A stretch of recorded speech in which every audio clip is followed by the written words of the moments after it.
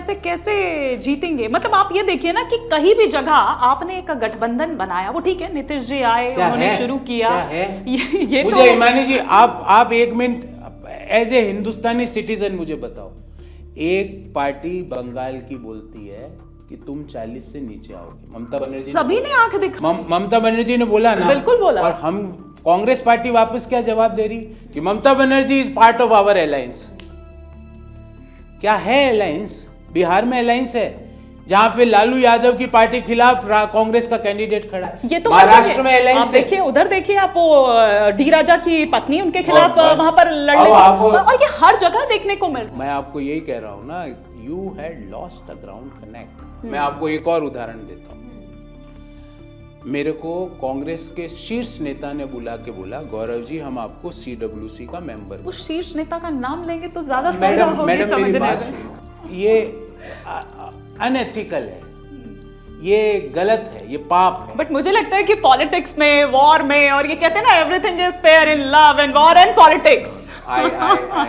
I had certain level of ethics which I will never cross in my life. That is my promise. तो शीर्ष नेता ने मुझे बुला के बोला, Gaurav ji we are putting you in CWC, हम आपको कांग्रेस वर्किंग कमेटी में मेंबर बना रहे हैं। 4-5-6 महीने पुरानी बात, 6 महीने हो गए शायद, तो शायद सितंबर की, हाँ, तो 7-8 महीने हो गए, तो मेरा नाम नहीं हुआ। तो 10-15 दिन बाद वो मेरे को मिले शीर्ष नेता, कोई एक कार्यक्रम में। मैंने पूछा सर आपने तो बोला था, ये हुआ नहीं। तो उन्होंने मुझे जवाब दिया, मैं वो कोट कर रहा हूँ, वो मेरे अंतरात्मा पे छपा हुआ है। Gaurav ji, your idea of religion doesn't suit us. क्या बोला? आपकी धर्म की आस्था हमें सूट नहीं करती, मतलब हमें स्वीकार्य नहीं है। मेरे धर्म की आस्था तुम्हें स्वीकार नहीं है, गौरव वल्लभ की धर्म की आस्था तुम्हें स्वीकार नहीं है, जिसने कभी धर्म के आधार पे, जाति के आधार पे कभी नाम ही नहीं लिया जीवन पर्यंत। हिमानी जी, मेरा सरनेम क्या, उपनाम क्या, बताइए ना। मैं तो नहीं लगाता ना, क्योंकि मैं जाति धर्म इन पे विश्वास ही नहीं करता। मुझे बोला जा रहा है धर्म की आस्था तुम्हारी सूट नहीं करती, क्योंकि मैं उनको कह रहा था सनातन पे गाली मैं बर्दाश्त नहीं करूंगा। मैं उनको कह रहा था राम मंदिर पे कोई भी अपशब्द बोला मैं स्वीकार नहीं करूंगा। मैंने उनको कहा भगवान राम के मंदिर बन रहा है, हमें चंदा देना चाहिए, ये मैंने उनको बोला। I told these things to them. पर मेरी धर्म की आस्था स्वीकार नहीं है उनको।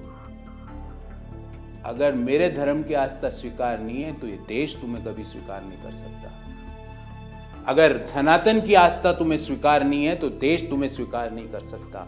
भगवान राम की आस्था तुम्हें स्वीकार नहीं है तो देश तुम्हें स्वीकार नहीं कर सकता। और ये इसलिए हो रहा है क्योंकि जो लोग निर्णय ले रहे हैं उनको ग्राउंड लेवल की एस्पिरेशंस का पता ही नहीं है। एक और उदाहरण देता हूँ। जिस दिन भगवान राम की प्राण प्रतिष्ठा हो रही थी मैं उदयपुर था, और मेरी ट्विटर टाइमलाइन पे है, वो देखिएगा आप। मेरे इस फोन के अंदर मेरे लगभग 100 कार्यकर्ताओं का मैसेज आया, भैया घर से बाहर नहीं निकल पा रहे क्योंकि शर्म के मारे लोग हमसे ताने मार रहे हैं, हम शर्मिंदा हैं। लेकिन उस वक्त तो क्रेडिट लेने की होड़ मच गई। मैंने कहा ना, मैं जो बता रहा हूं आप मेरी व्यथा सुनो और मेरे कार्यकर्ताओं की व्यथा सुनो। ये कांग्रेस पार्टी के जो यहाँ बैठे हुए लोग हैं ना, जिन्होंने जीवन में चुनाव नहीं लड़ा, उनको पता नहीं है। मैं चाहता हूं वो सुने आपके माध्यम से, और आपका चैनल वो जरूर देखते। तो मेरे को बोला भैया हम तो घर के बाहर नहीं निकल पा रहे, शर्मिंदा है। मैंने सबको कहा सब पहुंचो राम मंदिर, मैं अखंड रामायण का पाठ करा रहा हूँ। मेरा उसमें ट्विटर की टाइमलाइन में है वो। उस दिन हमने अखंड रामायण का पाठ किया और भगवान राम से कहा कि इन पापियों के पापों का प्रायश्चित हम कर रहे हैं। पर आपको ये सब बातें कब पता चलेगी Himani ji? When you are on the ground, you are sitting here in air conditioner chambers. और मैंने बताया ना, चाय के साथ, लंच के सूप के साथ, डिनर के सूप के साथ, ये उनका टाइम टेबल है। इस टाइम टेबल से देश का टाइम टेबल मैच नहीं करता। और जब तक आपका टाइम टेबल और देश का टाइम टेबल मैच नहीं करेगा, देश में ना तो आप सत्ता में आ सकते हो, ना सुदृढ़ विपक्ष की भूमिका निभा सकते। ये सबसे न्यूनतम हम देखें कि कांग्रेस का चल रहा है इस वक्त टाइम। न्यूनतम नहीं, this is the crisis of existence. Don't say न्यूनतम। न्यूनतम में तो नंबर होता है। आपको मैं एक बात बोल के जा रहा हूँ और ये सच हो जाए तो एक वादा आपको करना पड़ेगा ऑन एयर कि मेरा नाम लेके ये वीडियो आप उस दिन जरूर चलाओगे कि गौरव वल्लभ प्रेडिक्ट करके गया था इतने तारीख को इतने दिन। लोकसभा चुनाव के नतीजे के बाद I doubt there will be an existence of Congress party, full stop.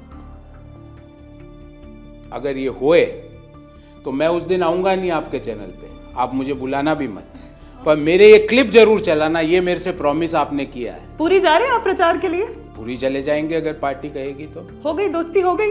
1 trillion में कितने जीरो उनके साथ साथ सबको समझा दिया। मानी जी, मैं तो ये कह रहा हूँ कि अब हम तो हिंदुस्तान तो तीसरी बड़ी अर्थव्यवस्था बन रही है, तो हम हमारी यूनिट का प्रयोग करें। 1 ट्रिलियन 1 लाख करोड़ होता है, तो 5 लाख करोड़ डॉलर की अर्थव्यवस्था बनेगी। ट्रिलियन हटा ही दो ना। Why we should have ones, tens, thousands, millions, billions, trillions? Let us have इकाई, दाई, सैकड़ा, हजार, 10,000, लाख, 10 लाख करोड़, 10 करोड़। क्योंकि जब आपने ज्वाइन की बीजेपी, जिस दिन आप ज्वाइन करने जा रहे थे, तो उस दिन यही ट्रेंड कर रहा था कि अब गौरव वल्लभ जी वहां जाकर ये बताएंगे कि 1 ट्रिलियन में कितने जीरो होती है और दोस्ती भी हो जाएगी। वहां पर मुलाकात हुई उनसे, अब हो गई। वो चुनाव लड़ रहे हैं ना। हाँ। तो मैं तो यही हूँ पिछले 5-6 दिन से, और मुझे आज 5-6 दिन ही हुए हैं ज्वाइन किए, 7 दिन हो गए होंगे। तो वो चुनाव लड़ रहे हैं और पार्टी कहेगी तो प्रचार भी करेंगे उनके लिए। I wish him that he should become a Lok Sabha member of parliament from Puri. My all good wishes are with him.